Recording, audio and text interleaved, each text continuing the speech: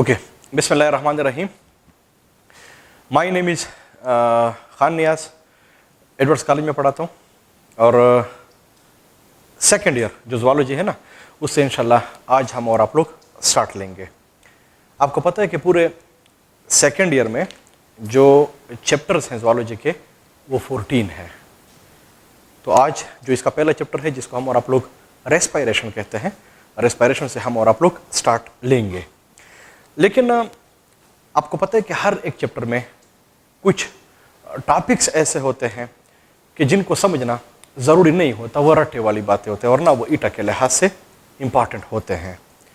हम कोशिश करेंगे कि कम टाइम में मैक्सिमम कोर्स को हम और आप लोग कवर कर सके। जो इम्पॉर्टेंट टॉपिक्स है उन्हीं को हम और आप लोग हर एक चैप्टर के अंदर हम और आप लोग इसको पढ़ेंगे। तो रेस्पायरेशन चैप्टर में हमारा जो मेन टॉपिक है वो है mechanism of transport of gases. Mechanism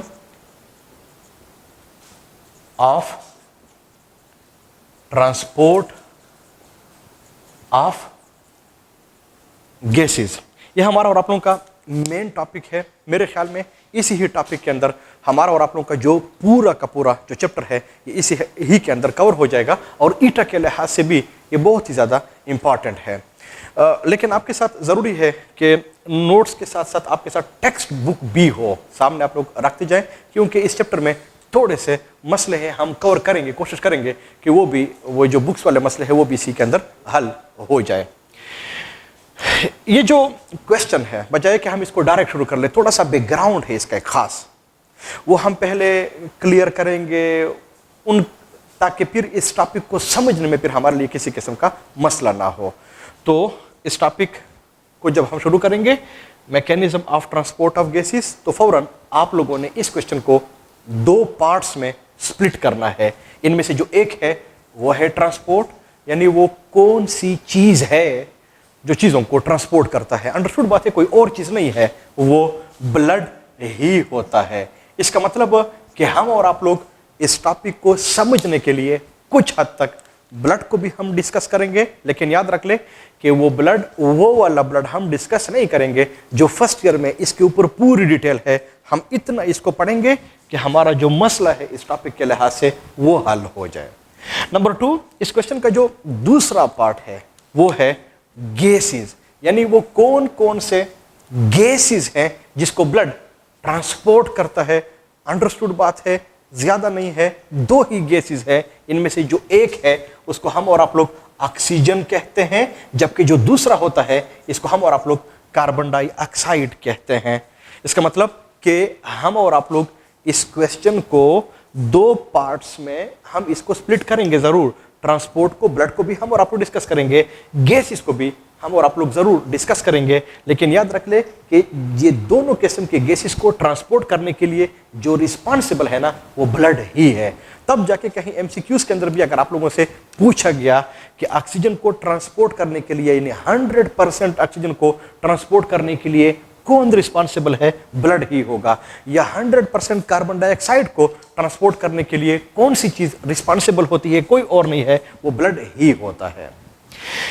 ये जो ब्लड होता है चूंकि चीजों को ट्रांसपोर्ट करता है, इसलिए हम आमतौर पे ब्लड के लिए एक खास किस्म का लफ्ज लगाते हैं कैरियर। ये कैरियर है। हाँ, कैरियर को बाद दफा हम वेहिकल भी कहते हैं, तो कुछ लोग इसको वेहिकल ऑफ द बॉडी भी लोग इसको कहते हैं, कैरियर ऑफ द बॉडी भी हम इसको कहते हैं। लेकिन जो वेहिकल का लफ्ज है ना, आप लोगों ने ईटा के अंदर भी एक इख्तियार करना है कि ब्लड के लिए भी हम वेहिकल का लफ्ज इस्तेमाल करता है, लेकिन ये चीजों को आम जितनी भी चीजें हैं उनको ट्रांसपोर्ट करता है। लेकिन एक वेहिकल क्रोमोसोम भी है, वो जेनेटिक इंफॉर्मेशन के लिए वेहिकल का फंक्शन जो है ना वो फिर परफॉर्म करता है। तो इसमें थोड़ा सा आप लोगों ने ये इख्तियार करना होगा। नंबर 2, ये जो ब्लड होता है एक अंदाजे के मुताबिक कि अगर आप लोग किसी फ्रूट को ले ले, किसी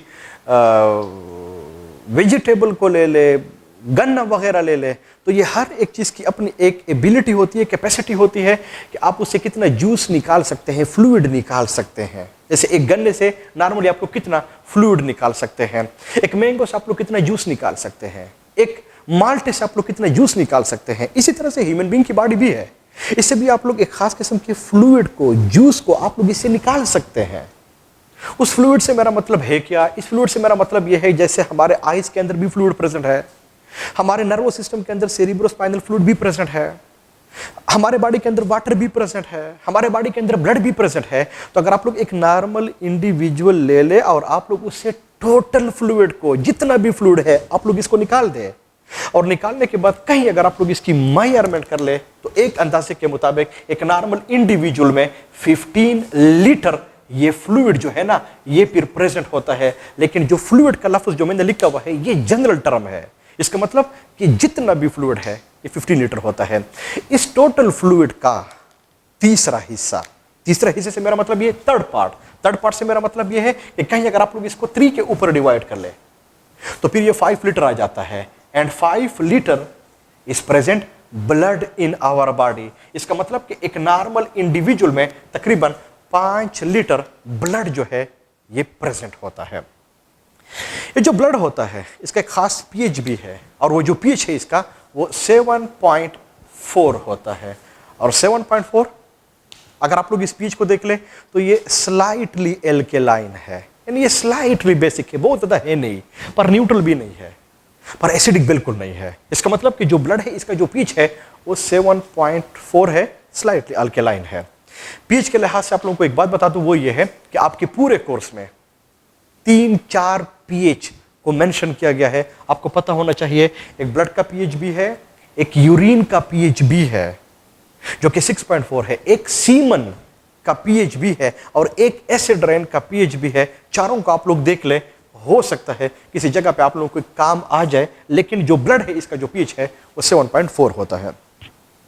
ब्लड जो है चूंकि चीजों को ट्रांसपोर्ट करता है, इसमें कोई शक नहीं है, तो बाज दफा ब्लड के अंदर ऐसी चीजें आ जाती हैं जो कि इसके पीएच को 7.4 से बढ़ाना शुरू हो जाता है। यानी वो जो सब्सटेंसेस होते हैं ना जो ब्लड के अंदर प्रेजेंट होते हैं, ये ब्लड के पीएच को इंक्रीज करना शुरू कर देते हैं। 7.5, 7.6, 7.7, 7.8 ऐसे और एल्केलाइन होता जाता है। अगर ब्लड का पीएच 7.4 से और एल्केलाइन होना शुरू हो जाए तो अंडरस्टूड बात है, ब्लड है, इसकी वजह से हमारे बॉडी के अंदर कुछ ना कुछ मसला जरूर आएगा, कोई डिजीज होनी चाहिए, कुछ एबनॉर्मेलिटी होनी चाहिए। तो इसकी वजह से जो डिजीज होती है, नॉर्मली जो मेडिकल साइंस वालों का अकीदा है उसको हम कहते हैं शीजोफ्रीनिया। और शीजोफ्रीनिया क्या है? मेडिकल साइंस में एक टर्म है जिसको हम इस्तेमाल करते हैं। इन लोगों में फियर होता है, टेंशन होती है, एंजाइटी होती है, वसवसे होते हैं, वहम होता है। इसका मतलब कि किसी बंदे का अगर ब्लड का पीएच 7.4 से इंक्रीज होना शुरू हो जाए तो फिर इनमें ये मसले आना शुरू हो जाते हैं। सो एज ए डॉक्टर अगर ऐसा पेशेंट आपके यहाँ आ जाए तो अंडरस्टूड बात है, आप इसके ब्लड के पीएच को चेक करेंगे। अगर इससे ज्यादा है, इसका मतलब कि ये भी एक रीजन है शाइजोफ्रेनिया का, तो एज ए डॉक्टर आप इसको इस तरह के मेडिसिन एडवाइस करेंगे जो स्लाइटली एसिडिक हो ताकि इसके पीएच को फिर कम कर सके। जरूरी नहीं है कि ब्लड का पीएच हमेशा के लिए बढ़ेगा, कम भी हो सकता है। अगर कम हो जाए 7.3, 7.7, 6.9 नीचे आ जाए तो अंडरस्टूड बात है वो जो ब्लड होगा वो फिर एसिडिक होता जाएगा। अगर ब्लड एसिडिक हो गया तो अंडरस्टूड बात है फिर भी मेडिकल साइंस के लिहाज से कुछ ना कुछ मसला होना चाहिए, जिस तरह के ब्लड के पीएच के इंक्रीज होने से हुआ था। तो अगर कहीं एसिडिक हो जाए तो फिर क्या होता है? इन्ना लिल्लाहि व इन्ना इलैहि राजिऊन। इसका मतलब यह हुआ कि उस बंदे की फिर डेथ अकर हो जाएगी।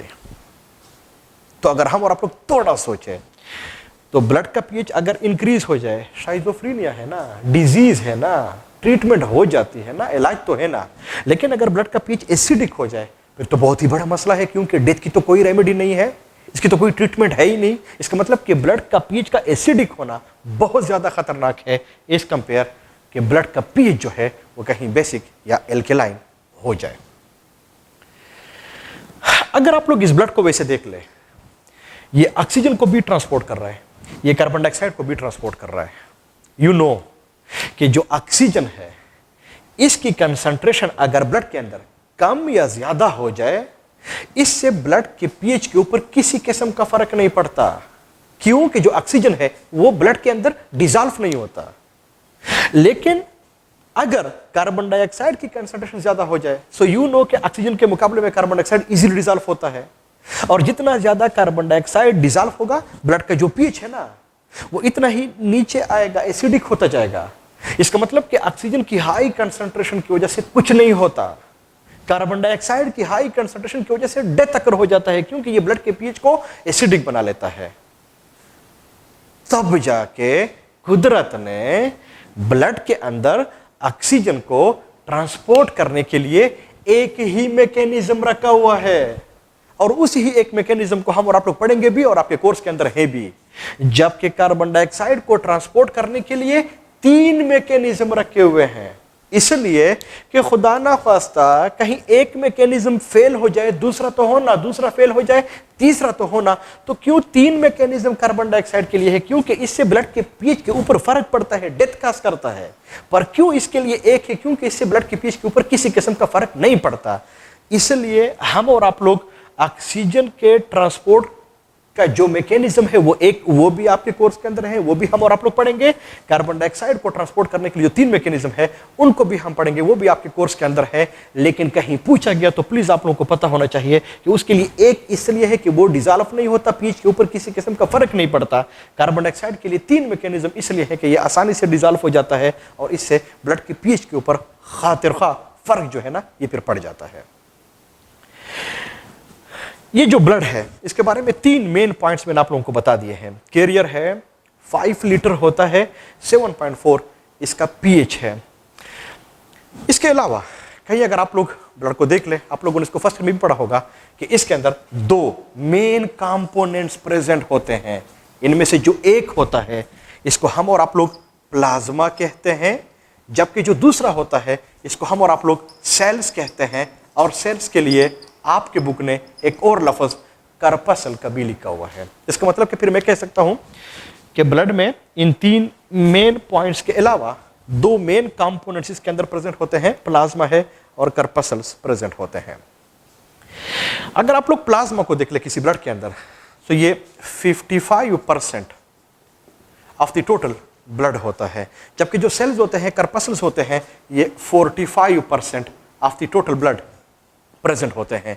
इसका मतलब कि ब्लड में जो ज्यादा पार्ट है वो प्लाज्मा का है, 55% है, सेल्स जो होते हैं वो कम प्रेजेंट होते हैं।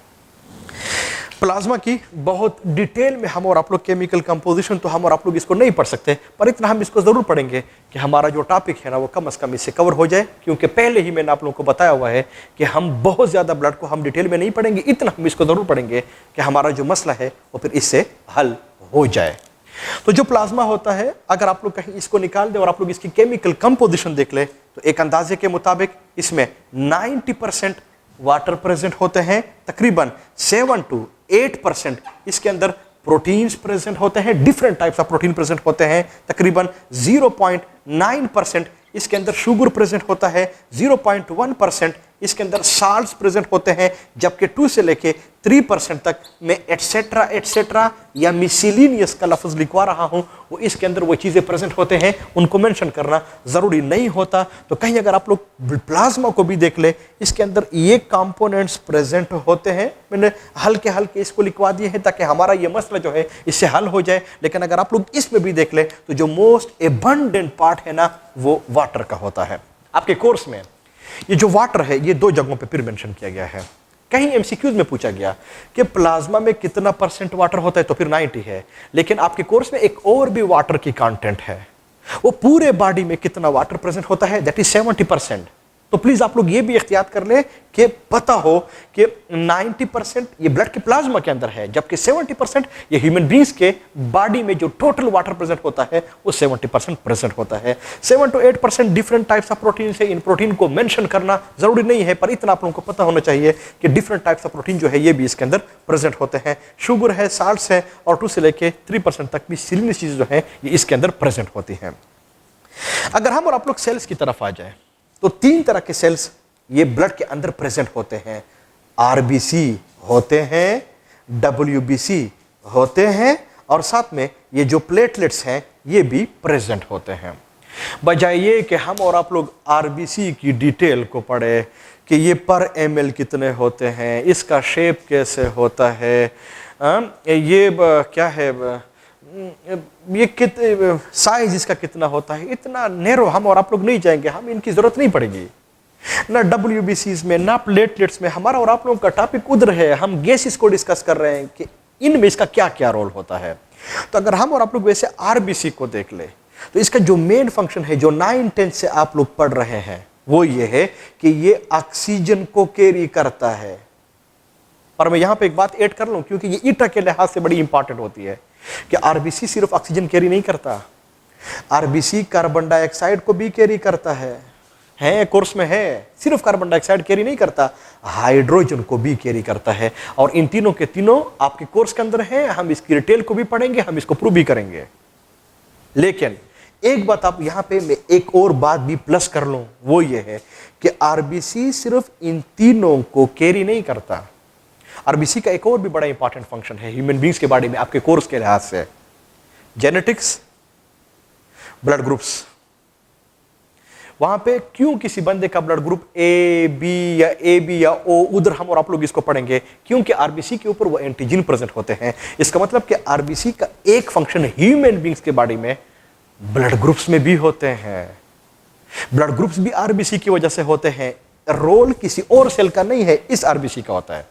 इसका मतलब कि कहीं ईटा में भी आप लोगों से पूछा गया कि आरबीसी के कितने फंक्शंस हैं, तो आपके कोर्स के लिहाज से यहां पे हमारे साथ 4 मेन फंक्शन हो जाते हैं। ऑक्सीजन को भी कैरी करता है, कार्बन डाइऑक्साइड को भी कैरी करता है, हाइड्रोजन को भी कैरी करता है, साथ में इसका जो रोल है वो ह्यूमन बींग्स के ब्लड ग्रुप्स में भी होता है।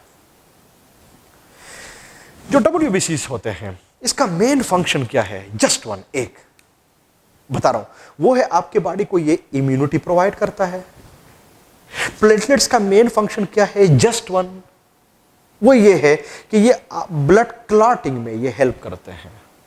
डिटेल में हम और आप लोग नहीं जाएंगे, पहले ही मैंने आप लोगों को बता दिया, हम ब्लड को उतना पढ़ेंगे कि हमारा ये मसला ही इससे हल हो जाए। तो अगर हम और आप लोग इन 3 में भी वैसे देख ले तो जो हमारे टॉपिक के लिहाज से जो फंक्शन है ना ये फिर आरबीसी का है। इसका मतलब कि हमारा और आप लोगों का जो इंटरेस्ट है वो फिर आरबीसी के अंदर होगा। थोड़ा हम इसको पढ़ेंगे कि क्या है आखिर इसके अंदर जो कि इन गैसेस को कैरी करते हैं। हम और WBC को भी हम नहीं पढ़ेंगे, प्लेटलेट्स को भी हम और आप लोग नहीं पढ़ेंगे। तो जरूरी बात है, जहन में सवाल आ जाता है कि आखिर आरबीसी के अंदर क्या है जो कि ये ऑक्सीजन को कैरी करते हैं या कार्बन डाइऑक्साइड को कैरी करते हैं या हाइड्रोजन को कैरी करते हैं। उम्मीद है आप लोगों को पता ही होगा, कोई और चीज नहीं है, हेमोग्लोबिन ही होता है। इसका मतलब कि आरबीसी की जो ऑक्सीजन या कार्बन डाइऑक्साइड या हाइड्रोजन कैरिंग कैपेसिटी है वो इस हेमोग्लोबिन की वजह से है, ये किसी और वजह से नहीं है। अगर हम और आप लोग थोड़ा सा फिर ऊपर जाएं इस टॉपिक की तरफ और हम और आप लोग वैसे ब्लड के ऊपर आ जाएं, तो ब्लड में वो 3 कंपोनेंट्स, मैंने 3 बेसिक बातें आप लोगों को बता दी हैं। 2 मेन कंपोनेंट्स मैंने बता दिए हैं, प्लाज्मा की केमिकल कंपोजिशन, सेल्स के अंदर बातें वो मैंने आपके साथ शेयर कर ली हैं। लेकिन हमारा और आप लोगों का जो ऊपर वाला क्वेश्चन है उसमें mechanism of transport of oxygen मैंने पहले ही आप लोगों को बताया हुआ था। हम पहले इसको डिस्कस करेंगे, फिर हम और आप लोग कार्बन डाइऑक्साइड को हम डिस्कस करेंगे। तो जो ऑक्सीजन है, नो डाउट कहीं एमसीक्यूज के अंदर पूछा गया, 100% इसको ब्लड ही ट्रांसपोर्ट करता है। लेकिन ब्लड में तो मेन 2 पार्ट्स है ना, प्लाज्मा भी है, सेल्स भी है ना, तो आखिर इसमें कौन है जो कि इसको ट्रांसपोर्ट करता है? तो याद रख ले, प्लाज्मा भी ऑक्सीजन को कैरी करता है, सेल्स प्लाज्मा भी ऑक्सीजन को ट्रांसपोर्ट करता है, सेल्स भी ऑक्सीजन को ट्रांसपोर्ट करते हैं। लेकिन 100% में 3% प्लाज्मा ऑक्सीजन को ट्रांसपोर्ट करता है, जबकि जो 97% ऑक्सीजन होता है इनको ये सेल्स कार्पस्कल्स जो होते हैं ये इनको ट्रांसपोर्ट करते हैं। लेकिन अगर आप लोग सेल्स में भी देख ले तो आरबीसी है, इसका मतलब कि ह्यूमन बींग्स के बॉडी में जो ब्लड है उनमें भी 97% ऑक्सीजन को आरबीसी ट्रांसपोर्ट करते हैं। लेकिन अगर आप लोग आरबीसी में भी देख ले तो उधर पे हेमोग्लोबिन है। सो इन अदर वर्ड, सादा अल्फाज में हम और आप लोग कह सकते हैं कि 97% ऑक्सीजन को ह्यूमन बींग्स के बॉडी में हेमोग्लोबिन ही ट्रांसपोर्ट करता है। अगर हम और आप लोग थोड़ा सा फिर ऊपर क्वेश्चन की तरफ जाएं जाएं जी ऊपर ऊपर की तरफ। तो mechanism of transport of gases में तो हमने पहले ऑक्सीजन शुरू किया हुआ है ना, तो जो ऑक्सीजन है इसको ट्रांसपोर्ट करने के लिए प्लाज्मा भी रिस्पांसिबल है ना, इसमें सेल्स भी रिस्पांसिबल है ना। तो जो ऊपर वाला पोर्शन है इसको हम और आप लोग फिर दो पार्ट्स में हम और आप लोग इसको स्प्लिट कर सकते हैं। Mechanism of transport of oxygen होचा बाय सेल्स, होपर सेल्स के सोखते आरबीसी, आरबीसी में कौन है, हेमोग्लोबिन, कितना परसेंट, 97%। जबकि इसका जो दूसरा पार्ट होगा वो है mechanism of transport of oxygen by plasma भी कैरी करता है, और वो कितना है, वो 3% है। तो आपके कोर्स के अंदर mechanism of transport of oxygen by cells, RBC, haemoglobin ये भी प्रेजेंट है, और mechanism of transport of oxygen by plasma ये भी प्रेजेंट है। हम इनको भी सेपरेट हम इसको पढ़ेंगे, तब जाके आप लोगों को समझने में फिर किसी किस्म का मसला जो है ये फिर नहीं होगा इंशाल्लाह। बजाइए कि मैं इस क्वेश्चन का जो पहला पार्ट है उसको हम और आप लोग शुरू कर लें, उसको हम और आप लोग शुरू कर लेते हैं।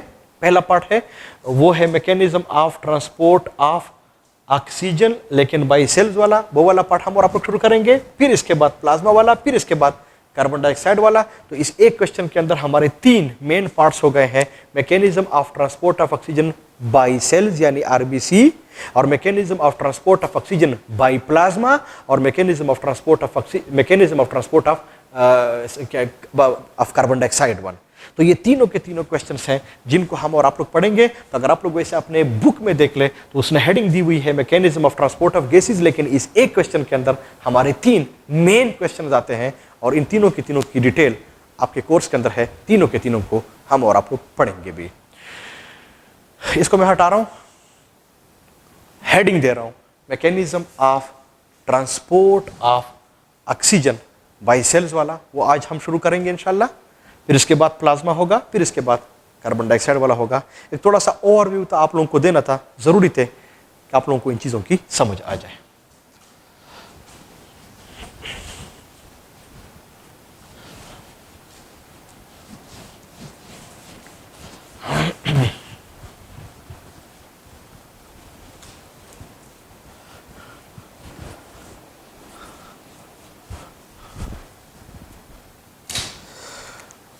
जो हमारा क्वेश्चन है वो है मैकेनिज्म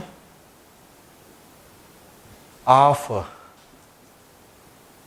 ट्रांसपोर्ट ऑफ ऑक्सीजन, लेकिन जो ऑक्सीजन है ब्रैकेट में लिखवा लेता हूं O2, क्योंकि मॉलिक्यूलर फॉर्म में हमारे बॉडी के अंदर ये ट्रांसपोर्ट होता है, O एटॉमिक फॉर्म में ये ट्रांसपोर्ट नहीं होता, लेकिन बाय सेल्स, और सेल्स में एक्चुअली कौन है, आरबीसी, और आरबीसी में एक्चुअली कौन है, हेमोग्लोबिन, और ये कितना परसेंट कैरी करता है, 97%। इसको हम आज शुरू करेंगे, इसको हम पहले इसको डिस्क्राइब करेंगे, फिर हम और आप लोग mechanism of transport of oxygen by cells की बजाय हमारा लफ्ज प्लाज्मा हो जाएगा। फिर हमारा ये जो ऑक्सीजन ट्रांसपोर्ट वाला टॉपिक है ये फिर हमारा पूरा हो जाएगा। बजाइए कि इस क्वेश्चन को मैं फिलहाल शुरू कर लूँ, चूंकि आपके कोर्स के अंदर है हेमोग्लोबिन, तो हेमोग्लोबिन को भी हम पहले डिस्कस करेंगे कि आखिर ये हेमोग्लोबिन है क्या। इसको हम और आप लोग ज़रूर थोड़ा सा हल्का हल्का हम इसको डिस्क्राइब कर लेंगे, फिर हम और आप लोग इस क्वेश्चन को शुरू कर सकते हैं। हेमोग्लोबिन को हम आमतौर पे लिखते हैं हेमोग्लोबिन ऐसे, लेकिन अगर आप लोग डॉक्टर बने तो चूंकि डॉक्टरों के साथ टाइम थोड़ा कम होता है तो ये पूरा का पूरा हेमोग्लोबिन लिखते नहीं है, तो वो HB लिखते हैं। और बाज़ दफ़ा नो डाउट MCQs के अंदर भी ये लफ्ज़ HB का लिखते हैं, इसका मतलब हेमोग्लोबिन ही होगा। अगर हम और आप लोग हेमोग्लोबिन के वैसे लफ्ज़ को देख लें तो ये 2 अल्फाज से मिल के बना हुआ है। एक इसमें हिम है, हिम हिम हिम, जबकि जो दूसरा है ना वो ग्लोबिन है। हिम, यू नो केमिस्ट्री में आप लोगों ने पढ़ा होगा, आयरन को हम और आप लोग कहते हैं, एंड यू नो कि जो आयरन है ये मेटल है, और आयरन को हम और आप लोग आमतौर पे Fe से हम और आप लोग इसको डिनोट करते हैं। इसका मतलब कि हेमोग्लोबिन में एक पार्ट हीम है, वो हीम मेटल है, और ह्यूमन बीइंग में वो आयरन है। जबकि इसके अंदर जो दूसरा पार्ट होता है वो ग्लोबिन है, और जो ग्लोबिन है याद रख ले ये प्रोटीन है। यानी ग्लोबिन का लफ्ज आमतौर पे प्रोटीन ही के लिए हम इसको इस्तेमाल करते हैं। इसका मतलब यह हुआ कि हेमोग्लोबिन के अंदर दो मेन पार्ट्स हो गए हैं, हीम मेटल, ग्लोबिन प्रोटीन। तब जाके कुछ लोग हेमोग्लोबिन को मेटालोप्रोटीन भी कहते हैं। और ये इसलिए बता रहा हूं कि बाज़ दफा एमसीक्यू में हेमोग्लोबिन की बजाय ये लफ्ज मेटालोप्रोटीन लिख लेते हैं, फिर भी आपको पता होना चाहिए कि इसका मतलब हेमोग्लोबिन ही होता है। अगर हम और आप लोग इससे इस ग्लोबिन को हम निकाल दे, प्रोटीन को हम और आप लोग निकाल दे, तो याद रख ले एक हेमोग्लोबिन के मॉलिक्यूल में, एक हेमोग्लोबिन के मॉलिक्यूल में, बार बार बता रहा हूं कि इसमें जो ग्लोबिन होते हैं वो एक इसका चेन नहीं होता। ग्लोबिन प्रोटीन इसके 4 चेन्स होते हैं, 4 होते हैं। तब जाके इस प्रोटीन के साथ, ये ग्लोबिन के साथ मैं लिखवा रहा हूं कि वहां पे 4 चेन्स प्रेजेंट होते हैं। अगर आप लोग इन 4 चेन्स में देख ले तो इनमें से 2 चेन्स ऐसे होते हैं कि वहां पे अमाइनो एसिड का नंबर और अमाइनो एसिड की सीक्वेंस वो एक जैसी होती है। उन 2 चेन्स को हम फिर नाम देते हैं अल्फा। चूंकि वो 2 है तो 2 लिखवा लेता हूं। तो 4 चेन्स है ना, तो जो बाकी 2 चेन्स हैं वहां पे अमाइनो एसिड का नंबर और अमाइनो एसिड की सीक्वेंस वो फिर एक जैसी होती है। तो उन 2 को हम फिर लिखते हैं बीटा। चूंकि वो भी 2 है तो फिर 2। इसलिए कोर्स में तो नहीं है, लेकिन जब आप लोग आगे जाएंगे तो कुछ लोग हेमोग्लोबिन को 2 अल्फा और 2 बीटा से भी इसको लिखवाते हैं। लेकिन अगर आप लोग इन 4 चेन्स में देख ले, अल्फा वाले भी बीटा वाले भी, चारों के चारों को देख ले, तो हर एक चेन के अंदर एक एक आयरन, जो मेटल होता है, ये भी इसके अंदर प्रेजेंट होता है। इसका मतलब कि जो प्रोटीन है, जो ग्लोबिन है, जो कि 4 चेन्स होते हैं, हर एक चेन के अंदर एक एक आयरन भी प्रेजेंट है। इसका मतलब यह हुआ कि जो 4 चेन्स प्रेजेंट है इसके अंदर 4 आयरन भी होते हैं। तब जाके मैं यहां पे लिखवा रहा हूं कि जो आयरन होते हैं ना वो भी 4 होते हैं, वो भी 4 होते हैं। लेकिन अगर आप लोग इस हेमोग्लोबिन में देख ले तो इनमें जो प्रोटीन होता है जिसके 4 चेन्स होते हैं, इसकी जो अमाउंट है ना वो हेमोग्लोबिन में आयरन के मुकाबले में बहुत ज्यादा होता है। और एक अंदाजे के मुताबिक कि इनमें जो प्रोटीन होता है ये 96% होता है। इसका मतलब यह हुआ कि जो आयरन है ये फिर 4% होता है। तो फिर हम और आप लोग कह सकते हैं कि हेमोग्लोबिन में जो मोस्ट एबंडेंट पार्ट है वो ग्लोबिन का है, वो प्रोटीन का है। जो कम पार्ट होता है ना वो इस आयरन का होता है। हेमोग्लोबिन का जो मेन फंक्शन है पहले भी बताया हुआ था, ऑक्सीजन को कैरी करता है, हम इसको पढ़ेंगे, कार्बन डाइऑक्साइड को कैरी करता है, हम पढ़ेंगे, हाइड्रोजन को कैरी करता है, हम और आप लोग इसको पढ़ेंगे।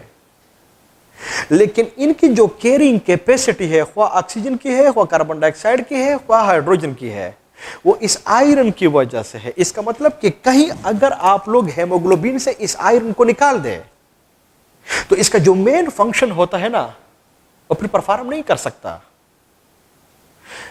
तो ऐसा प्रोटीन, जिस तरह के हेमोग्लोबिन है, यहां पे प्रोटीन प्रेजेंट है, ज्यादा पार्ट ये है, ऐसा प्रोटीन कि अगर ये अपना फंक्शन इस मेटल के बगैर परफॉर्म न कर सके तो इस मेटल को हम फिर कहते हैं कि ये इस ग्लोबिन के अंदर कोफैक्टर है, ये इसके अंदर प्रोस्थेटिक ग्रुप है। इसका मतलब कि हेमोग्लोबिन के अंदर जो मेटल है, जो आयरन है, वो कोफैक्टर या प्रोस्थेटिक ग्रुप का फंक्शन परफॉर्म करता है। अगर आप लोग हेमोग्लोबिन से कहीं आयरन को निकाल दे तो इनके जो फंक्शंस होते हैं इसको फिर परफॉर्म नहीं कर सकते। ये जो हेमोग्लोबिन होता है इसमें चूंकि ग्लोबिन ज्यादा है, आयरन कम है, इस आयरन की वजह से इनके फंक्शंस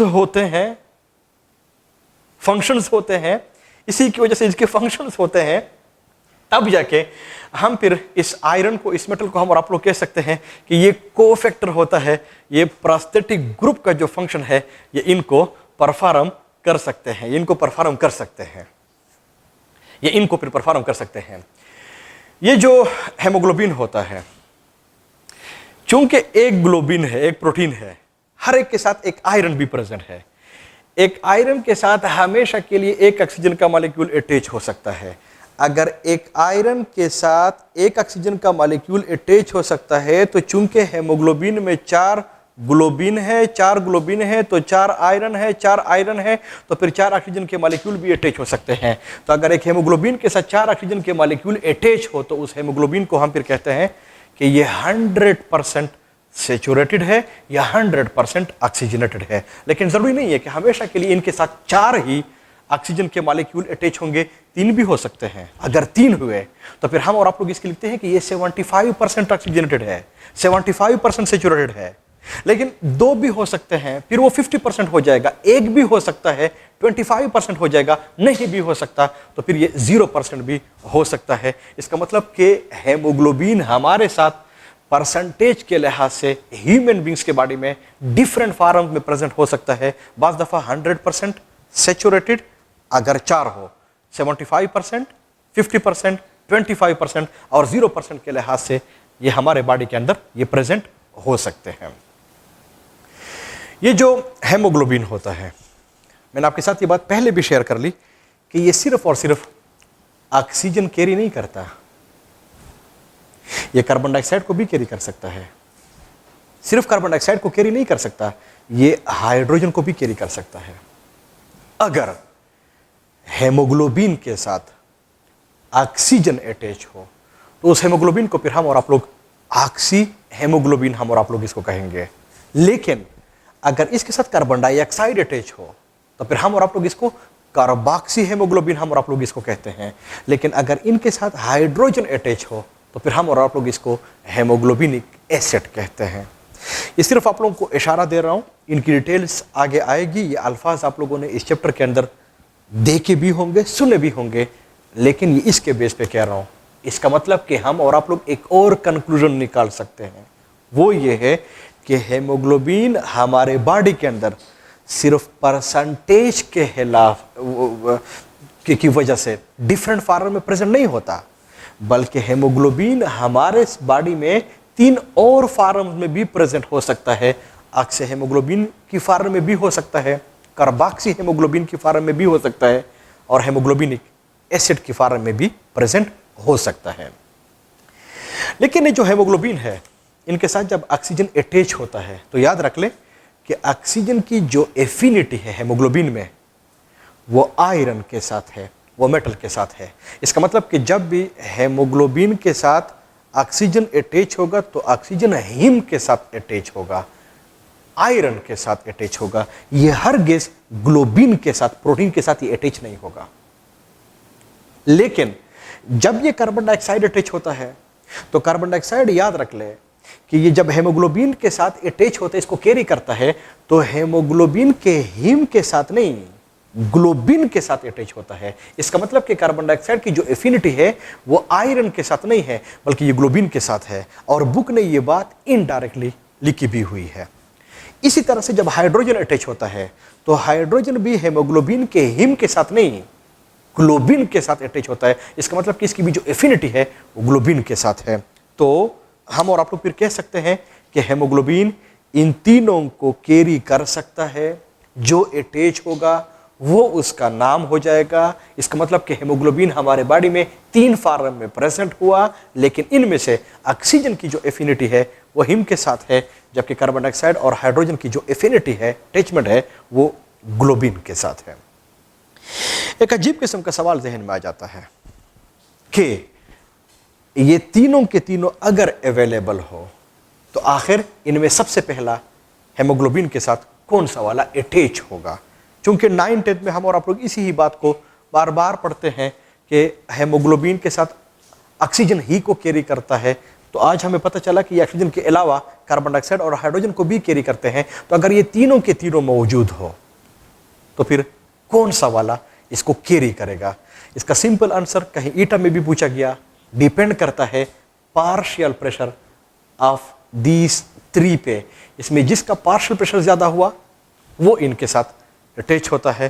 तो मैं आमतौर पे ये बात कहता हूँ कि जो हेमोग्लोबिन है ये ऐसे होता है कि जैसे गवर्नमेंट में कुछ लोग होते हैं कि जिसकी हुकूमत आ जाती है वो उन्हीं के साथ होते हैं, बाकी को छोड़ देते हैं, तो हेमोग्लोबिन ये जहाँ पे जिसकी पार्शियल प्रेशर जिसका वो बढ़ जाता है, हुकूमत बन जाती है, अंडरस्टूड बात है, वो जो हेमोग्लोबिन होता है उसी ही को फिर ये अपने साथ अटैच भी कर लेता है। लेकिन साथ में यहाँ पे फिर दूसरा सवाल भी आ जाता है, वो ये है कि ये पॉसिबिलिटी भी है ना कि अगर तीनों का पार्शियल प्रेशर एक जैसा हो तो फिर कौन?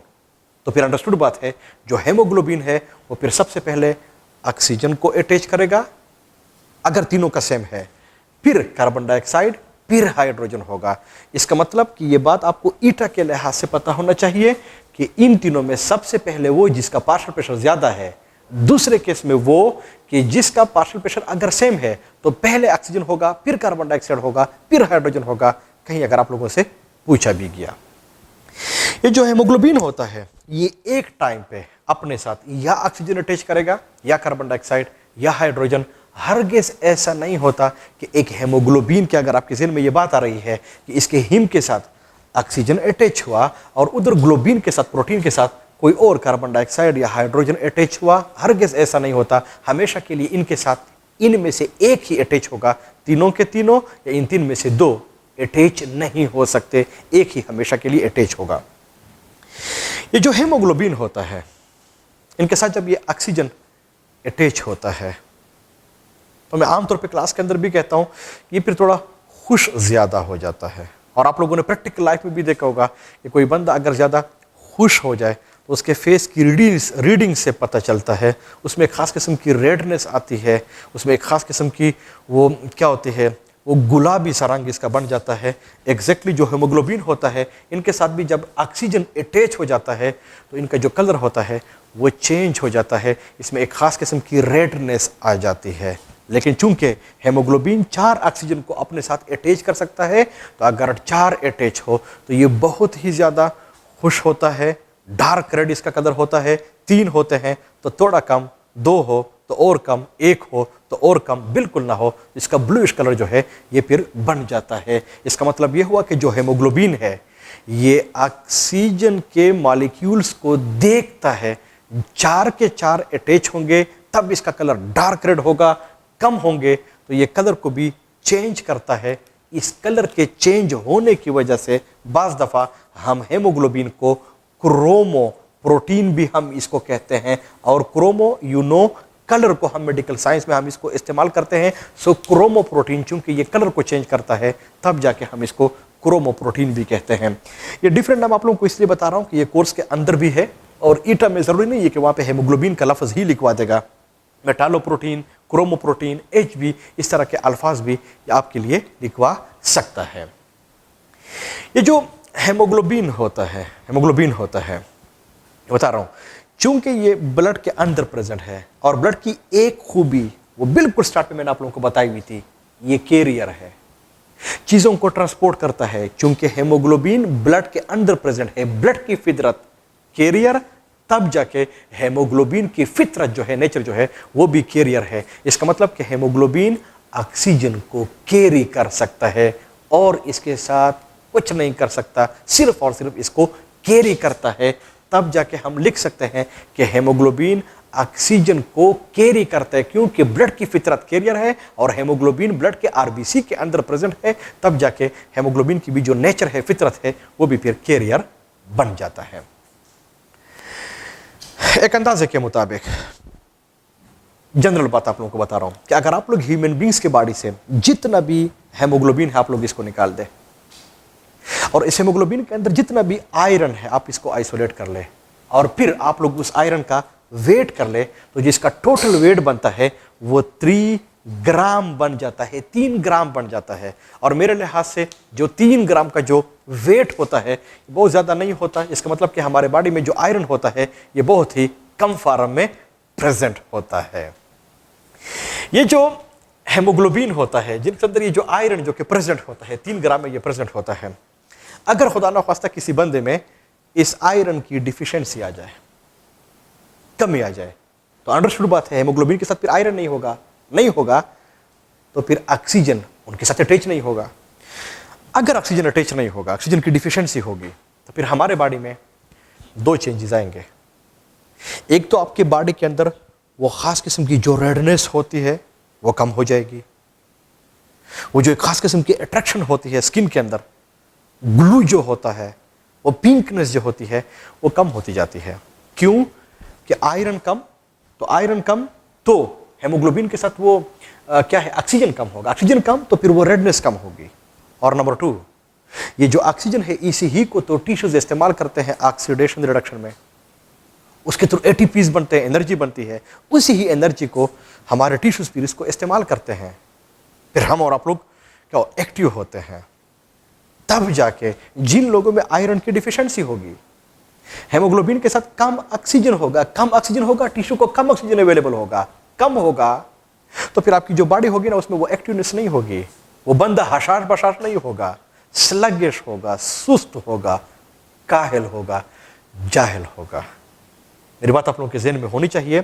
इसलिए मैं आम तौर पे कहता हूं कि जो आयरन होता है अगर इसकी डिफिशिएंसी आ जाए तो ह्यूमन बींग्स की बॉडी में ये 2 मेन चेंजेस आ जाते हैं।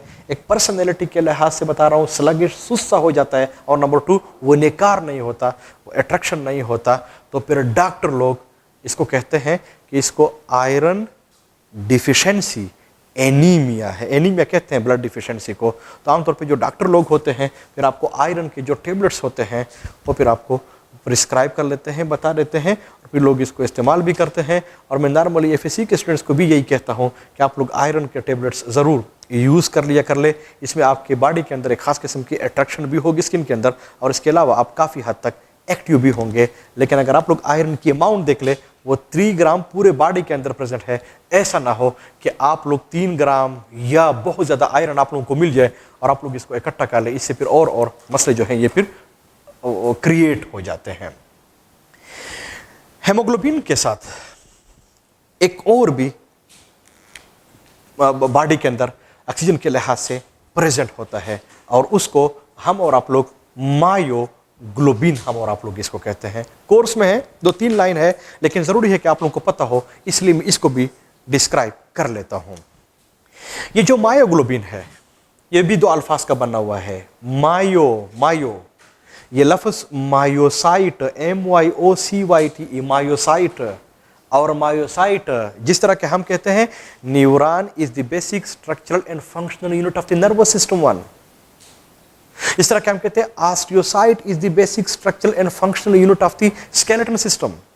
इसी तरह से जो मायोसाइट्स होते हैं, these are the basic structural and functional unit of the muscular system 1। इसका मतलब यह हुआ कि मायोसाइट सेल्स हैं लेकिन मस्कुलर सिस्टम के हैं, मसल्स के हैं। इसका मतलब कि जो मायोग्लोबिन होते हैं, इसको हम इसलिए मायोग्लोबिन कहते हैं कि ये मसल के सेल्स के अंदर प्रेजेंट होते हैं। वो याद रख ले, हेमोग्लोबिन सिर्फ और सिर्फ ब्लड के अंदर है, मायोग्लोबिन सिर्फ और सिर्फ मसल्स के अंदर प्रेजेंट होते हैं। फिर इसके बाद जो इसका दूसरा पार्ट आता है वो ग्लोबिन है। पहले भी बता दिया, फिर भी बता देता हूं, ग्लोबिन का मतलब होता ही है प्रोटीन। लेकिन अगर आप लोग उधर हेमोग्लोबिन में जाए तो उधर पे जो प्रोटीन थे उसके 4 चेन्स थे। अगर आप लोग मायोग्लोबिन में आए तो इधर पे जो प्रोटीन के चेन्स होते हैं वो जस्ट एक होता है, 1 होता है। लेकिन जो एक मायोग्लोबिन होगा, शाबा से मॉलिक्यूल होगा, उसमें तो जो ग्लोबिन होगा वो प्रोटीन होगा, वो भी एक होगा। तो अगर वो एक होगा तो वहां पे फिर आयरन भी एक होगा। तो अगर आयरन एक होगा तो अंडरस्टूड बात है, वो फिर एक ऑक्सीजन के मॉलिक्यूल को भी अटैच करेगा। इसका मतलब कि मायोग्लोबिन की जो ऑक्सीजन की जो कैपेसिटी है वो 1 है, यहां पे ऑक्सीजन की जो कैपेसिटी है वो 4 है। लेकिन अगर यहां पे एक ऑक्सीजन अटैच होगा तो फिर हम और आप लोग उस मायोग्लोबिन को हम फिर कहेंगे कि ये 100% ऑक्सीजनेटेड है, 100% सैचुरेटेड है। लेकिन अगर एक नहीं है तो फिर वो 0% होगा। इसका मतलब कि हेमोग्लोबिन में हमारे बॉडी में वो रेशोस प्रेजेंट है, 0, 25, 50, 75, 100। मायोग्लोबिन में ये बात नहीं है या आर या पार, या 100% या फिर 0% हो। ये जो मायोग्लोबिन होते हैं, चूंकि ये मसल्स के अंदर प्रेजेंट होते हैं, और जो मसल्स होते हैं इनकी प्रॉपर्टी ये है कि ये चीजों को स्टोर करता है। ये जो मायोग्लोबिन होते हैं जो कि मसल्स के अंदर प्रेजेंट होते हैं, जो मसल के सेल्स हैं, इसकी एक प्रॉपर्टी और भी है। वो प्रॉपर्टी ये है कि जो मसल के सेल्स होते हैं ये चीज़ों को स्टोर करता है। जैसे ये ग्लूकोज को भी ग्लाइकोजन की फॉर्म में स्टोर करता है, ये और चीज़ों को भी स्टोर करता है। चूंकि मायोग्लोबिन मसल के सेल्स के अंदर है, मसल के सेल की फितरत चीज़ों को स्टोर करना, इसलिए मायोग्लोबिन की भी ये फितरत है कि ये भी ऑक्सीजन को स्टोर करता है। तो हेमोग्लोबिन और मायोग्लोबिन में दूसरा फर्क वो ये है कि हेमोग्लोबिन ऑक्सीजन कैरी करता है, मायोग्लोबिन कैरी नहीं करता। मायोग्लोबिन सिर्फ ऑक्सीजन स्टोर करता है। तो अगर आप लोग अपने बुक को देख ले, उसने एक जगह पे टिक लिखा हुआ है स्टोर करता है, एक जगह पे गलत लिखा हुआ है कि ये कैरी करता है। मायोग्लोबिन हर गैस ऑक्सीजन के मॉलिक्यूल को कैरी नहीं कर सकता, वो सिर्फ और सिर्फ स्टोर करता है। पर याद रख लिए, सिर्फ और सिर्फ मसल्स के अंदर प्रेजेंट होते हैं। अगर मायोग्लोबिन के साथ एक ऑक्सीजन हो तो भी इसका कलर रेड होता है। तब जाके कहीं अगर आप लोग मसल्स को देख ले, गोश्त को देख ले, तो इसकी जो रेड कलर होती है ये इस मायोग्लोबिन के ऑक्सीजन की वजह से होती है। और अगर आप लोग कसाई के दुकान पे भी देख ले, जब ये जानवर को ज़ब्ह कर लेते हैं तो जो फ्रेश गोश्त होता है वो भी रेड होता है, क्योंकि वहां पे मायोग्लोबिन के साथ ऑक्सीजन होते हैं। वक्त के साथ साथ वो उस ऑक्सीजन को लॉस करते हैं। ऑक्सीजन को लॉस करेंगे so it turns into blue colour. That's why अगर आप लोग कसाई के दुकान पे देख ले, जब गोश्त के ऊपर कुछ टाइम गुजर जाए so it turns into bluish colour. इसका मतलब कि ब्लड की जो रेडनेस है वो हेमोग्लोबिन, जबकि मसल्स की जो रेडनेस है वो मायोग्लोबिन की वजह से प्रेजेंट होती है। दो डिफरेंसेस मेन हो गए हैं। हेमोग्लोबिन कैरी करेगा, मायोग्लोबिन स्टोर करेगा। हेमोग्लोबिन 4 तक कर सकता है, ये सिर्फ 1 कर सकता है। हेमोग्लोबिन हमारे बॉडी में ये डिफरेंट फॉर्म में परसेंटेज के लिहाज से प्रेजेंट होता है। मायोग्लोबिन सिर्फ 2 या 0 या ये। लेकिन जो हेमोग्लोबिन है वो मैंने आपके साथ बात शेयर कर ली है, ऑक्सीजन को भी, कार्बन डाइऑक्साइड को भी, हाइड्रोजन को भी हम पढ़ेंगे, इनको कैरी करता है। मायोग्लोबिन सिर्फ और सिर्फ ऑक्सीजन को स्टोर कर सकता है, ना ये कार्बन डाइऑक्साइड को स्टोर कर सकता है, ना हाइड्रोजन को स्टोर कर सकता है। क्योंकि अगर इसने स्टोर किया तो कार्बन डाइऑक्साइड और हाइड्रोजन की वजह से उस मसल के सेल, उस ब्लड, जो भी कोई चीज वहां पे प्रेजेंट है, उसका पीएच फिर मसला हो जाएगा। चूंकि ये स्टोर करता है इसलिए इनको स्टोर नहीं करेगा, क्योंकि वो फिर मसले क्रिएट करते हैं, जबकि ये तीनों के तीनों करते हैं। इसका मतलब ये हुआ कि हेमोग्लोबिन हमारे बॉडी में परसेंटेज के अलावा oxyhaemoglobin, carboxyhaemoglobin, haemoglobinic acid के फॉर्म में भी प्रेजेंट होता है। मायोग्लोबिन सिर्फ और सिर्फ ऑक्सी फॉर्म में प्रेजेंट होता है, बाकी किसी फॉर्म में हमारे बॉडी के अंदर प्रेजेंट नहीं होता। अगर आप लोग बाज़ दफा ऐसे कर ले कि फॉर एग्जांपल अगर आप लोग एक हेमोग्लोबिन का मॉलिक्यूल ले ले ऐसे, और एक साइड पे मायोग्लोबिन का मॉलिक्यूल ले ले ऐसे। Haemoglobin 4 globin, myoglobin 1 globin, haemoglobin 4 iron, myoglobin 1 iron. ना इसके साथ कोई ऑक्सीजन हो, ना इसके साथ कोई ऑक्सीजन हो, और आप लोग इसके बीच में ऑक्सीजन का मॉलिक्यूल रख ले इक्वल डिस्टेंस पे, तो फिर ऑक्सीजन किसकी तरफ जाएगा, हेमोग्लोबिन या मायोग्लोबिन? क्लास है ही नहीं कि मैं आप लोगों से पूछ लूं, मैं ही बता देता हूं, वो हमेशा के लिए मायोग्लोबिन की तरफ जाएगा, हेमोग्लोबिन की तरफ नहीं जाएगा। इसकी छोटी मिसाल आप लोगों को दे देता हूं, ये बात आप लोगों ने भूलनी नहीं है। वो ये है कि फॉर एग्जांपल अगर आप लोग अपने हाथों में देख ले, फॉर एग्जांपल अगर यहाँ पे कोई वेन, आर्टरी जो भी है वो रन कर रहा है, इसी ही के साथ यहाँ पे मसल्स भी प्रेजेंट है। जो मसल्स है इनको ऑक्सीजन की जरूरत होती है, और जो मसल्स होते हैं वहां पे मायोग्लोबिन होता है।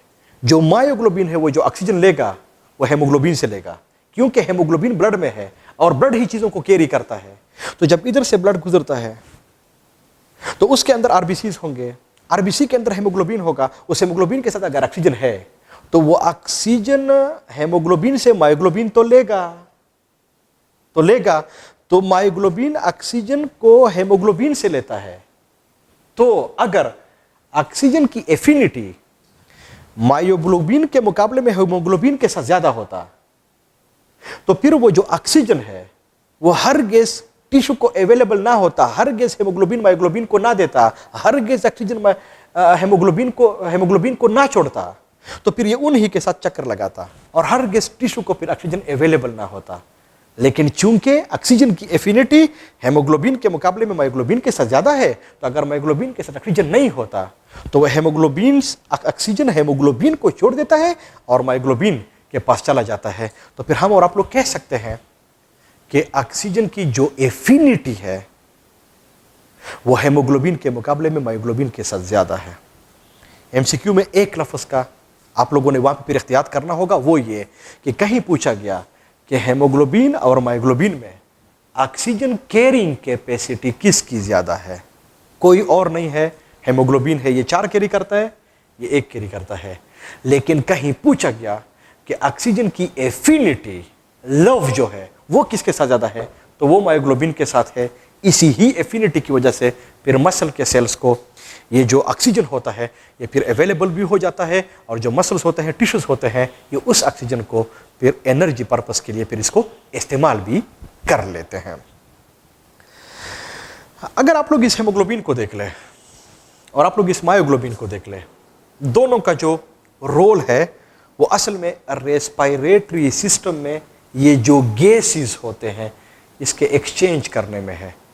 लेकिन सिर्फ रेस्पिरेटरी नहीं है, बाकायदा तौर पे आपको कलर भी देता है, रंग भी देता है, रेड, कभी ब्लू, कभी कोई और, कभी लाइट।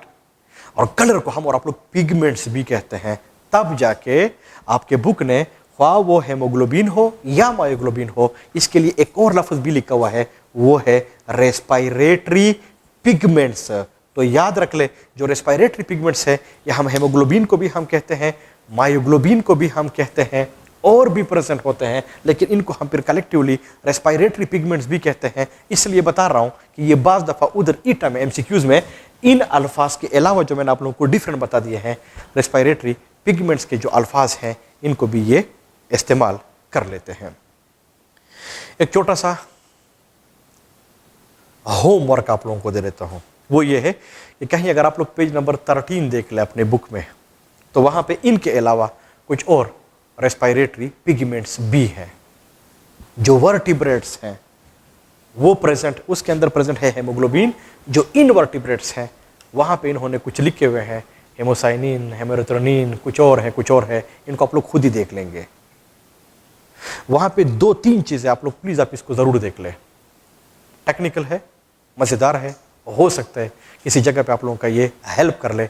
एक ये है कि वहाँ पे इन्होंने एग्जाम्पल दिए हुए हैं कि ये जो फाला रेस्पिरेटरी पिगमेंट है ये इनवर्टिब्रेट्स में किसके अंदर है, एनेलिड है, आर्थ्रोपोड है, मोलस्क है, वो लिखे हुए हैं। एक बात तो आप लोगों को ये याद होनी चाहिए। दूसरी बात ये है कि ईटा में इस तरह के क्वेश्चंस फिर नहीं आते कि आपसे पूछ रहे कि हेमोसाइनिन किसके अंदर होता है और उधर पे फाइलम के नाम हो ना, फिर तो ये रट्टे वाली बात हो गई। आप लोगों से जो बात पूछी जा सकती है कि उधर पे एनेलिड्स भी हैं, तो जो एनेलिड्स है उसके अंदर जो फॉर एग्जांपल प्रेजेंट है वो हेमोसाइनिन है या जो भी प्रेजेंट है उधर पे, आप लोग इसको खुद ही देख लेंगे। तो बजाय ये कि आपसे वो ऐसे पूछ ले, वो उधर पे आप लोगों को एग्जांपल दे देगा कि इनमें से कौन सा वाला है कि जिसके अंदर हेमोसाइनिन प्रेजेंट है। किसी ह्यूमन का नाम लिखा होगा, बंदे का नाम लिखा होगा, कॉकरोच का नाम लिखा होगा, एमीबा का नाम लिखा होगा, साथ में अर्थवर्म का नाम लिखा होगा। तो चूंकि जो अर्थवर्म है वो एनेलिड है, इसका मतलब ये हुआ कि इसके अंदर ये जो फला चीज़ है, जो रेस्पिरेटरी पिगमेंट है, वो फिर इसके अंदर ये प्रेजेंट है। दूसरी चीज़ जिसको आप लोग देख लेंगे कि जिस तरह के हेमोग्लोबिन है इसका कलर चेंज हो जाता है, रेड हो जाता है। इनमें से कुछ है जिसका कलर कुछ और हो जाता है जब ये ऑक्सीजनेटेड हो जाए, जब डीऑक्सीजनेटेड तो कुछ और हो जाता है। तो आप इसको ज़रूर देख ले कि किसका किस तरह का कलर हो जाता है। साथ में कुछ देख लेंगे कि जब ये ऑक्सीजनेटेड हो या डीऑक्सीजनेटेड हो तो वो कलरलेस होते हैं, उसका कलर तक नहीं होता। इस चीज़ को आप लोग थोड़ा सा ज़रूर देख लेंगे, हेल्पफुल होगा आपके लिए। और इंशाल्लाह इसके बाद हमारा जो दूसरा लेक्चर होगा वो फिर हम और आप लोग प्रॉपर शुरू कर लेंगे, mechanism of transport of oxygen by cells वाला, आरबीसी वाला। हेमोग्लोबिन था कोर्स में है, तब जाके मैंने इसको कुछ हद तक आप लोगों को डिस्कस किया। आप इसको ज़रूर देख लें। Thank you very much.